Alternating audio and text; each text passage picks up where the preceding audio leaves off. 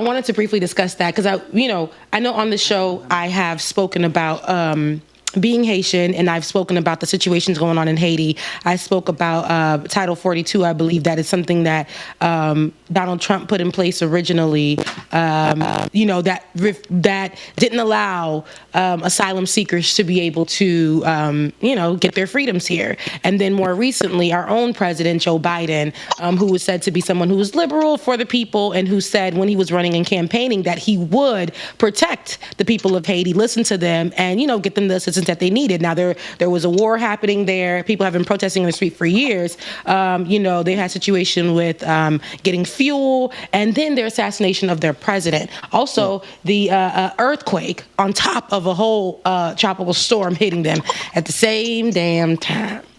And they came over here last year around September seeking asylum. They all went through Chile, Brazil, so many different avenues, going through Mexico to get to the border over there in Texas under a bridge, hoping that they too can find refuge here. One of those people being my own cousin, who was asked, why did he come? And he said, why he came. There's a war happening. I don't feel safe. There was an assassination of my president. And with the recent earthquake, I have no resources. They told him that wasn't enough, and they sent his ass right back to Haiti. Now, I'm looking at the situations that are going on right now. In the midst of that, when they sent those people back to Haiti and the treatment of those Haitians under that bridge, predominantly Haitians under that bridge, we saw them being whipped, right? That's right? And however they want to frame it, however they want to say it was, what it looked like, what they were utilizing, what we saw as Black folks watching, and what us Haitians saw were our family members getting whipped. Sure. And then our president saying they had to send them back. Jen Psaki making a statement and saying, we had to send them back. There's no options. There's no opportunity for us to really keep them in the middle of a pandemic, the same pandemic that they're not acknowledging on a regular day. But in this particular moment, they acknowledge that there was a pandemic going on. And we got to send them back because this is putting our Americans at risk, so we can't keep them here. So many excuses happened. And now we have Ukrainians who are seeking refuge, as they should. Mm-hmm. And we're presented here, or they are presented here with the opportunity to come and stay, 100,000. To come and stay, free of charge. No stress. No Title 42, no questioning. Nothing. And it just takes me back to a moment where I said this on the show. I said, Black immigrants are treated terribly. They're at the bottom of the grid when it comes to how they're treated here in America. The darker you are, the worse treatment you get, but something about Haitian immigrants. I spoke to an immigration professional trying to get assistance for my cousin at the time who was under the bridge.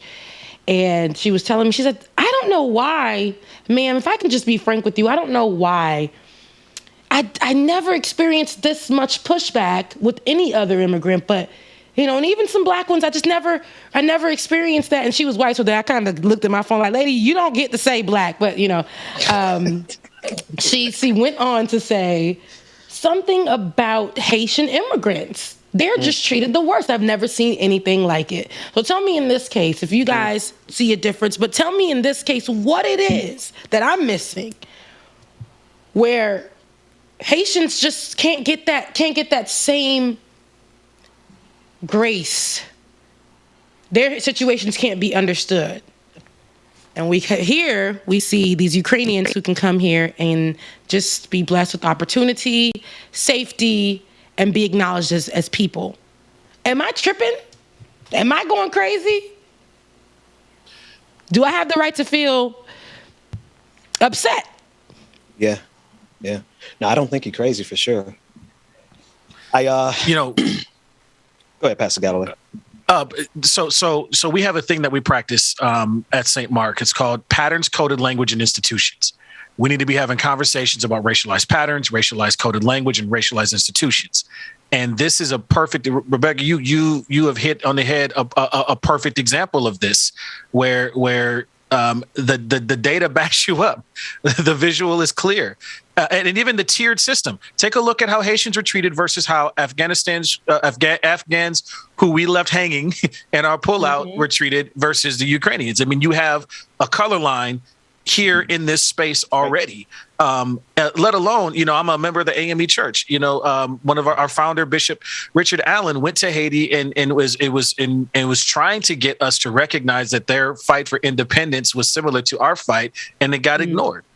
And so there's a pattern and consistent history of the darker your skin, the more visceral your experience here in the Americas, all of the Americas, but of course acutely in the United States. And so not only don't think you're crazy, what I think you're naming is this racialized pattern and coded language and institutional space. Because even look at the language around the situation in Haiti versus the language around what's happening in Ukraine. It does not diminish the need, or as you said it earlier, right?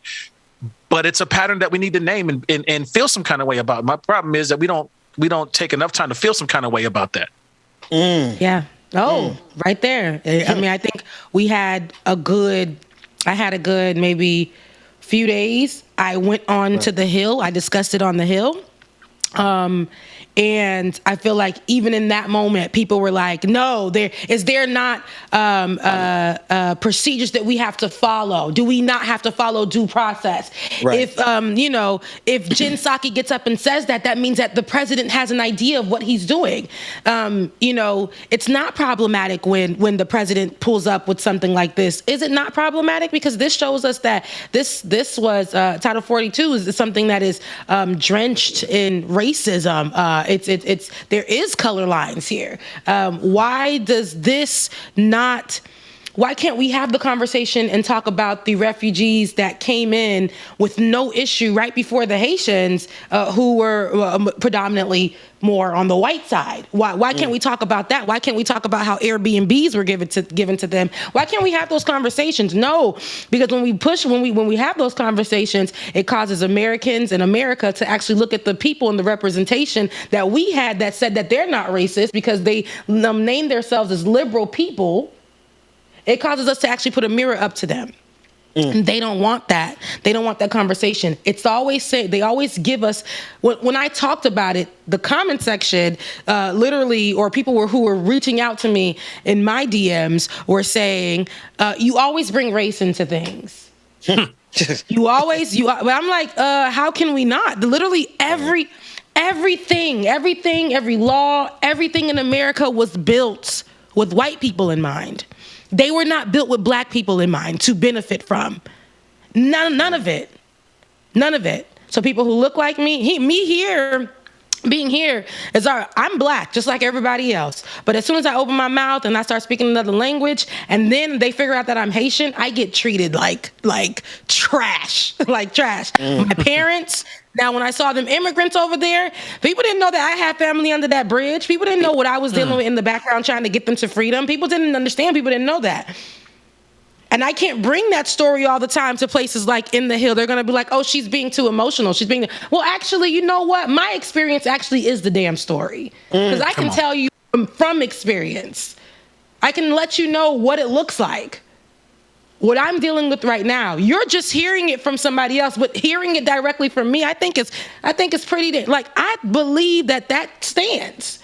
That's something that should count. Wow. In the same sense as somebody that's fighting for the freedoms of Haitians, black folks, black women, all of us. These conversations need to be had. And and this is not saying that Ukrainians don't deserve. That's right. I need people to understand that this does not take away from that, because then people start to try to create that conversation as that is not the narrative. That is not it. It's saying why do Haitians, why don't they deserve? Why don't the African immigrants deserve? Come on. I got in trouble when I said this last time, but what you just described, right? That zero-sum game, that piece of pie, it's the same thing as when an entire room full of folks, after hearing an experience like you just shared, turns to the white woman in the room who's crying and spends all their emotional time and energy taking care of that person rather than the person who's actually experienced the negative treatment. Wow. I think the assumption that in order to do that, we have to displace or not do the thing that we need to do right now for Ukrainians is same part of that pattern and mental process that tries to tell us that in order to address these issues, somebody's got to lose something, and that is not true. That is a tool of our white supremacist thinking that we are indoctrinated and ingrained in, to think that anything that we do means a war on white folks. That's not the case. It has never been the case. And I want to add this step further. Not only have folks not stepped up to the plate when it comes to Black and brown and indigenous bodies, but we have actually seen that when we have taken the autonomous reins on our own, what were indigenous folks met with? Treaties that undermine their autonomy and sovereignty. What were black townships like Tulsa, Rosewood, Ocoee, and Mound Bayou, all these different places, what were they met with? Extreme white violence to dismantle. So I think if we got to be real about it's not, this is not just a passive pattern to go back and look at and go, oh, I forgot something. No. There is active, intentional work being done to undermine it. And I think that needs to be just as much of the conversation. And that makes folks uncomfortable because you have to own your own stuff. Y'all right talking, there. Good God Almighty this morning. I ain't got to say nothing, James. Between Rebecca and Pastor, actually, y'all know I'm going to say something because the conversation is so rich. Rebecca, when you said Pastor Galloway, Tulsa, it brought me up to date with the city in, I believe, Tennessee. We just spoke with the journalist earlier this week. And it may not be Tennessee, David, if you don't mind getting me the right state, where now this Black town that has been historically Black. But watch this, up until 2015, it was run by majority white city council, white mayors, just like Ferguson. How many cities across the country do we see where it's a Black population, but with white leadership? And when you brought up the violence that Tulsa faced and how white supremacy gets in and not only destroys us when we try to get off the ground, right? We try to build a city, Tulsa, they destroy it. The immigration part, Rebecca, drives me batty because in a few years, some of those Ukrainians who I support, who I love, y'all know I'm damn near about to write a song to help them out. But in a few years in the United States of America, some of those white Ukrainians will have more privilege in this country than Black folks that have been here for 7-8 generations, right? And it's all tied together with the fact that Black folks are the under society in this society that is providing wealth. We're providing resources. We're providing them swag. We're providing them with style. And as soon as we start getting some of the wealth from our greatness, well, they do what they did in that town in, I believe, Tennessee, where now after all these years being underneath white rule and white misleadership, Black folks finally got in power. And you know what the white city manager decided to do? Said, nah, we're going to cancel the entire city. He wants the city to revoke their entire city charter because now Black folks have taken charge of their own destiny. So that violence goes from immigration all the way to when we try to build our own. White supremacy is there to attack us. Mm-hmm. Oh, Ben, right there. I was actually watching, and if I could just have a few more moments of take your time, sister. Thank you. Take your time. So, because I got the devil in the background trying to work, but I got my amen corner right, on YouTube in the comment sections. Praise God for Jesus. No, seriously though.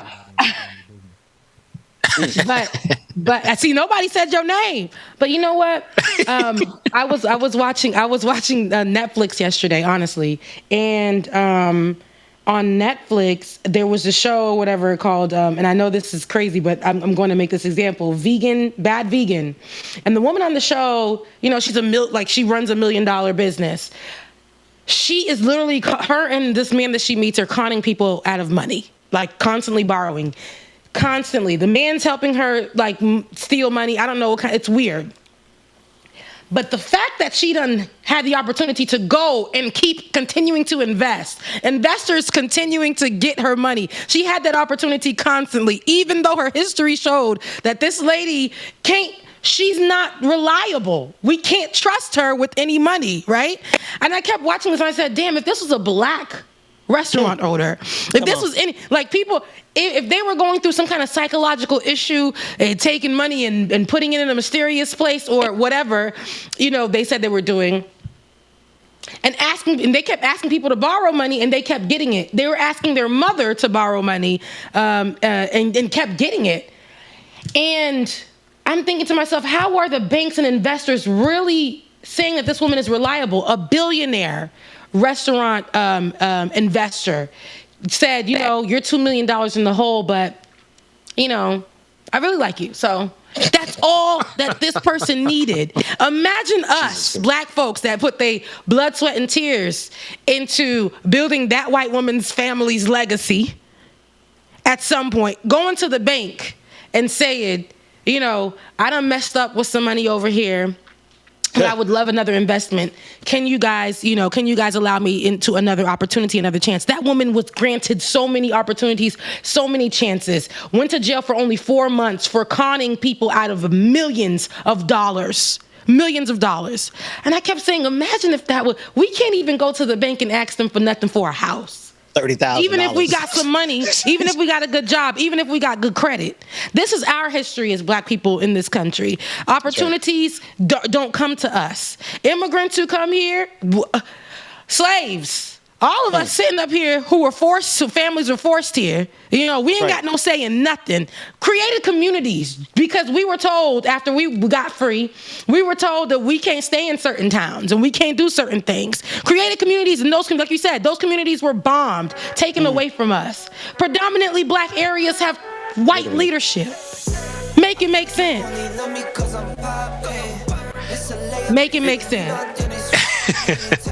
I don't think that you can. Even the founders of the AME Church, Richard Allen and the whole community, found themselves resistant to the yellow fever pandemic in Philadelphia. Served as nurses to take care of Philadelphians. Were never paid for their labor. Went to their abolitionist friends to say, "Hey, folks aren't paying us for our labor for supporting folks through all of this," and they told them that maybe they can work some odd jobs to make that money back. I mean, no matter where you go, no matter where you. Woo.